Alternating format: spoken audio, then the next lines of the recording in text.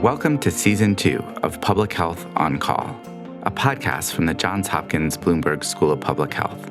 I'm Joshua Sharfstein, Vice Dean for Public Health Practice and Community Engagement, and a former Secretary of Maryland's Health Department. Our goal is to bring scientific evidence and experience to the public health news of the day through informative interviews with scientists, community leaders, policy experts, public health officials, clinicians, and more.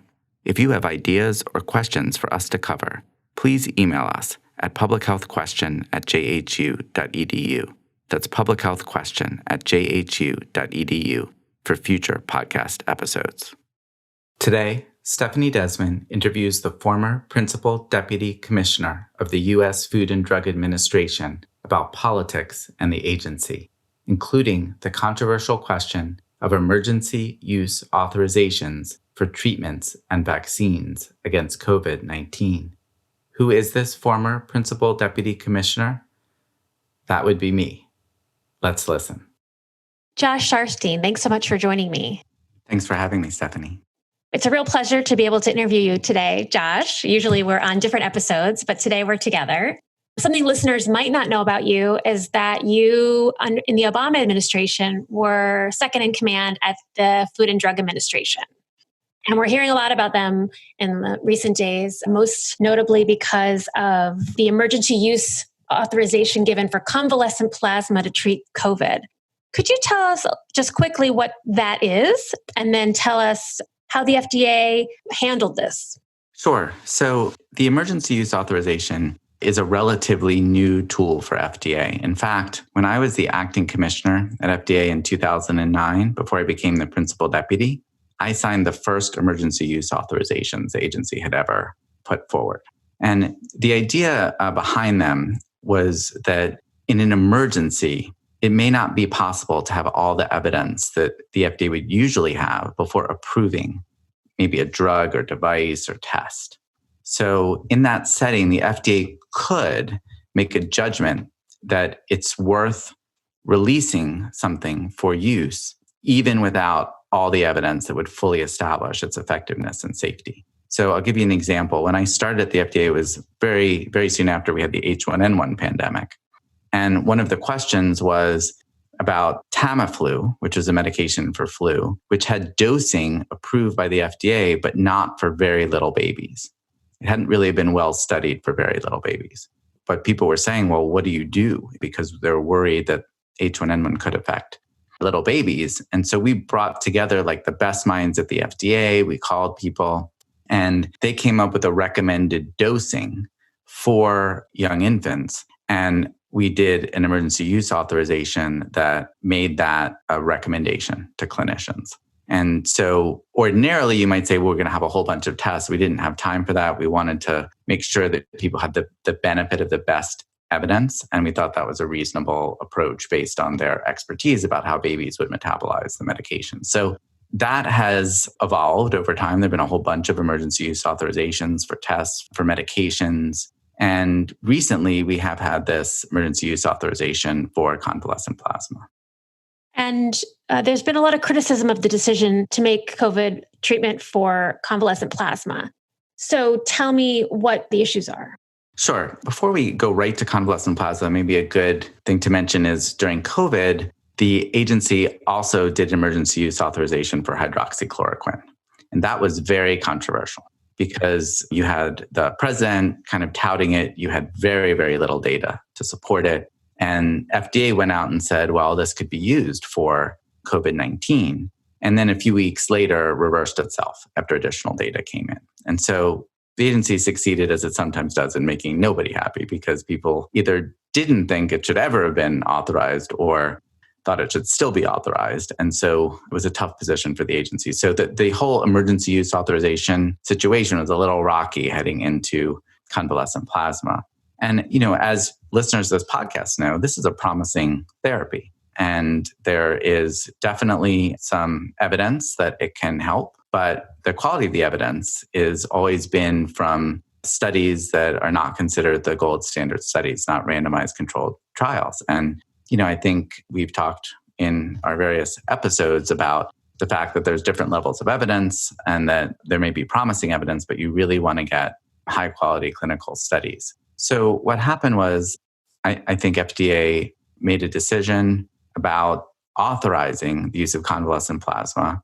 And then there was a question of how that decision was announced.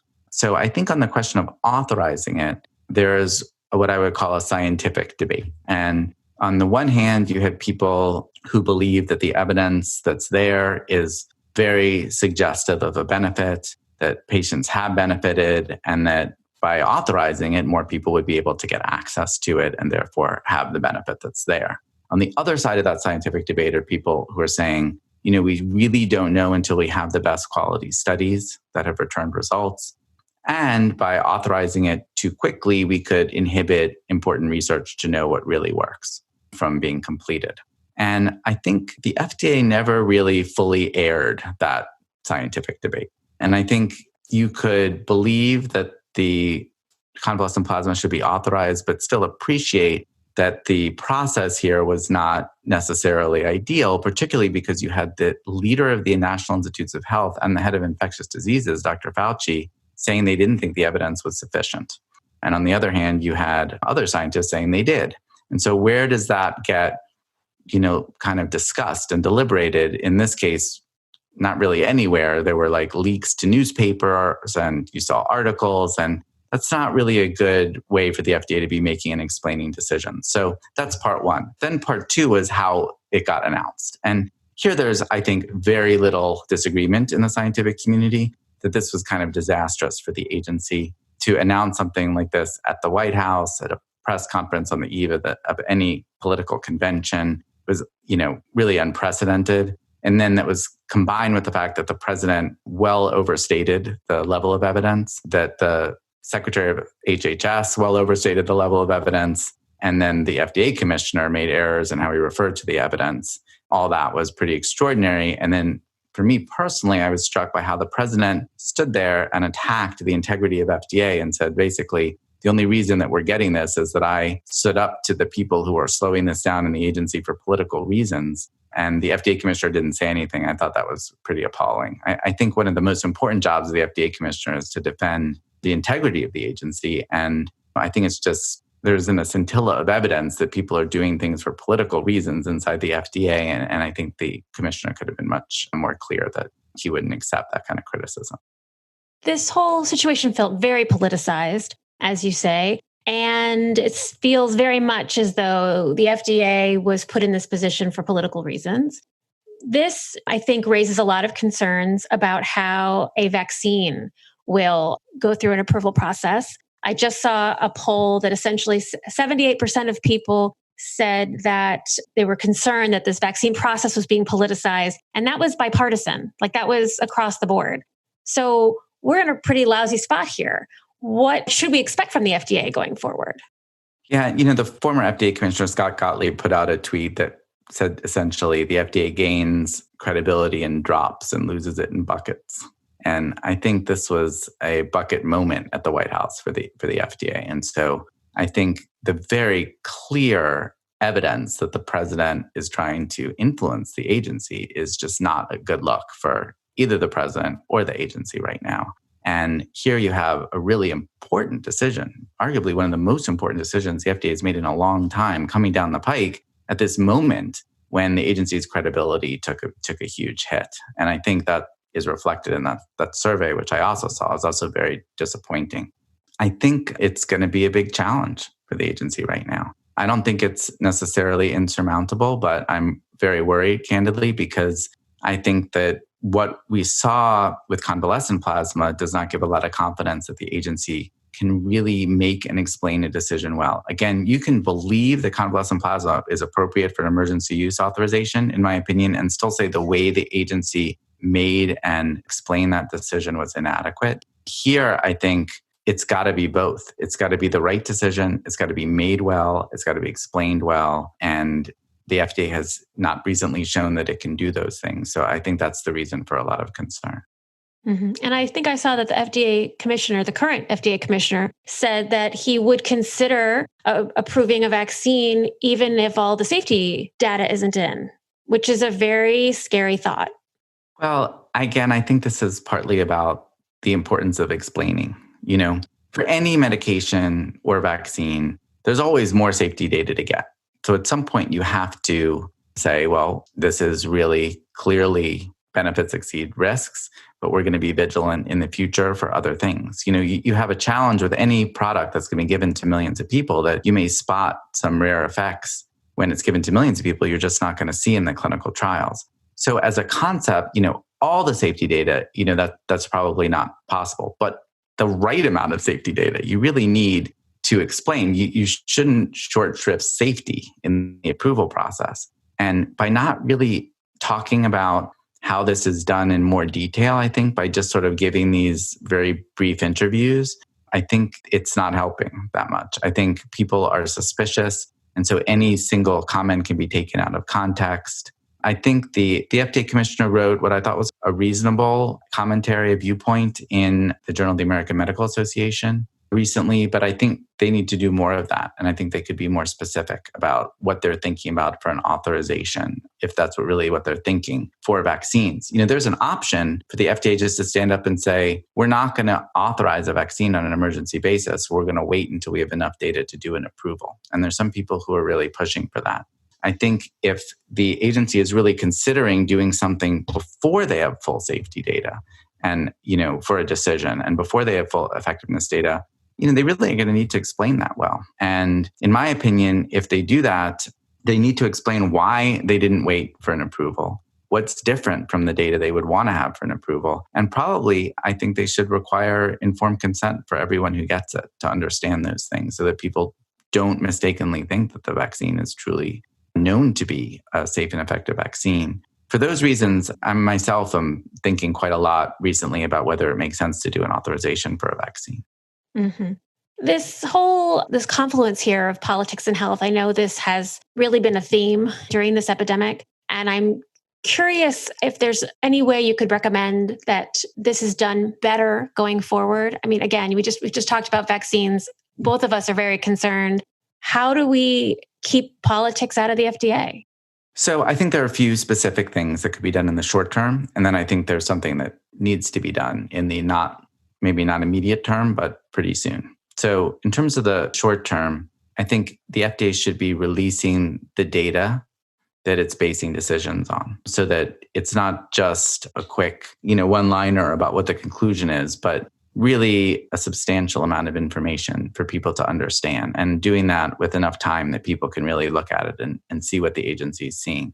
I also think the agency should be involving an advisory committee in its deliberations. And to the commissioner's credit, he said he will do that. But it's also important that when you involve an advisory committee, that you really ask for their full judgment. You don't narrow it down to just a couple very discrete questions. And this is, just maybe this will be like a little bit too detailed, but let me just mention this. There's a minimum requirement for an authorization in the law.